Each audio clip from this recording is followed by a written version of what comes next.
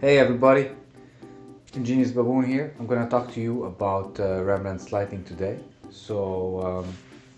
What is important to know about Rembrandt's lighting and why am I talking to you about it now? Well, because in the previous session I talked about about emotions and how a face transfers, an emotion travels from one side to another of the face in a way where it could have a nuance emotion like anger and happiness, anger and sadness, anger and neutrality, and all types of hybrid emotions that I've talked about in the previous session. When we're lighting the face and when the light source is hitting the face, we tend to have a problem, because if we want to go for a dramatic effect and high contrast, which is what most painters were trying to do, especially back in the Renaissance area, there was so many interesting styles of contrast that were developed, and they would have like very high contrast. They would always find like where the terminators were, like I said in the Lambert's emission law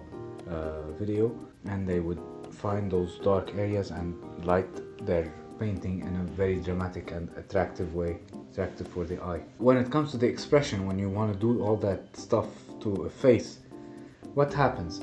What usually happens is, if you're gonna put a high contrast on a face, let's say now I turn off all the lights and I just keep one source of light, and this is the source of light that's coming from this way right here, which means this side of my face is gonna be in total darkness, and everything like around it except like this part right here is gonna be lit. What's gonna happen is the expression of my face is gonna be hard to read. Why? Because like I said in the previous video, emotions are hybrid, and sometimes on one part of the face they represent an emotion and the other part represents a different emotion, because humans are complex individuals that have very nuanced thoughts and very complex emotions. When you want to show all that and have dramatic effect, how do you solve that? Well, Rembrandt solved that. Rembrandt was able to solve that by doing something very delicate and very intelligent, and that everybody uses nowadays, like in cinema and in comic books and in anime and manga, and every medium you can find, you will find Rembrandt's lighting being used. What is it? What does it talk about? Well, here it is. If this was my face and the light was coming from here, this is the light,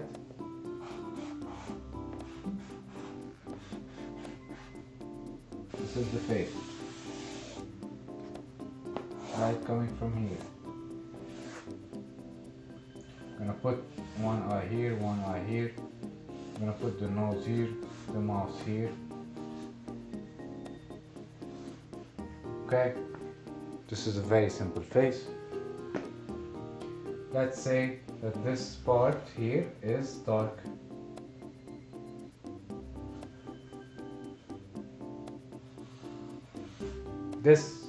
If this area here is in the dark, and this area here is in the light, and this eye here is also dark, I'm not gonna be able to understand what's going on with the expression, because let's say he is angry here and there's some shadow coming from this side to this side here, like here and here, but on this side here he is happy.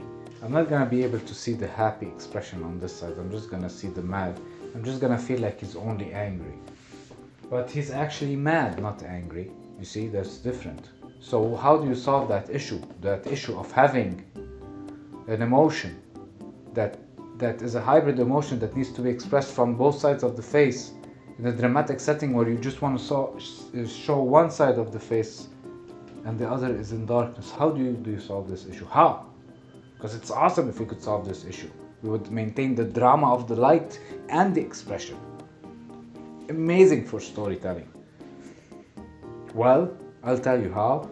All you gotta do is what? This is my face. This is my light source, same light source, let's say. The shadowy part is here, the mouth is here, whatever. This is the nose. What do I need to do is the shadow goes a little bit for the eye here, so the shadow will be here and the shadow will be here. But what I do is I try to play the light in a way where I let a ray of light touch the cheekbone that is right below the eyeball, which will leave me with a triangular shape or a diamond shape or something in between those shapes that will be highlighted right below the eyeball, which will also project a little bit of light on the eye that's on the dark side, giving us a bit of a yin-yang. That's of course way too abstract to look like an actual yin-yang, and that will be enough for us to preserve the expression and the drama of the light.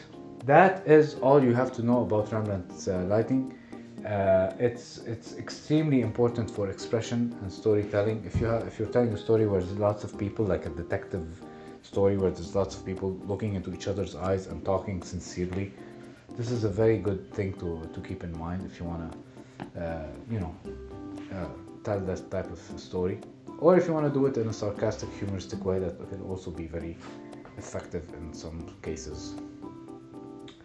And now, if you want to practice this type of lighting and make sure that you are actually capturing the whole emotion, you can combine what you're doing here with what we did before in the previous video, which was the hybrid expressions, which are nuanced and need both sides of the face usually to be understood. You can try to express them and then shade the face while using Rembrandt lighting. And if it's too difficult for you to do, try to find images that are using Rembrandt lighting and put them as references and try to draw those faces in a caricature way if you cannot draw them as you see them, or in a different way where you can just give them your own type of spin and adopt this lighting to them, and you will see you will improve a lot and you will have a lot of more contrast and power in your characters. And I think that's it for this part. This is a much shorter video, and see you in the next video.